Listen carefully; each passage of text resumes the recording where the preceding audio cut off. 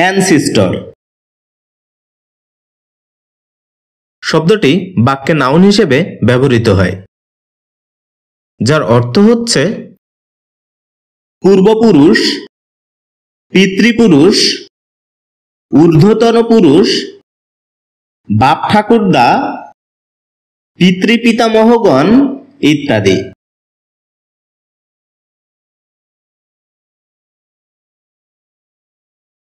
এ শব্দের ফেমিনিন বা স্ত্রীবাচক শব্দ হিসেবে ব্যবহৃত হয় অ্যানসিস্ট্রেস ওয়ার্ডটি,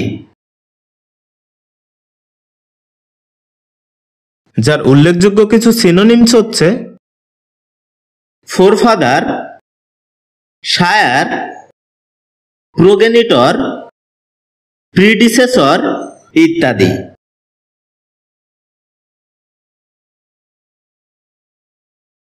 এ শব্দের অ্যান্টোনিমস হিসেবে ব্যবহৃত হয় ডিসেন্ডেন্ট ওয়ার্ডটি,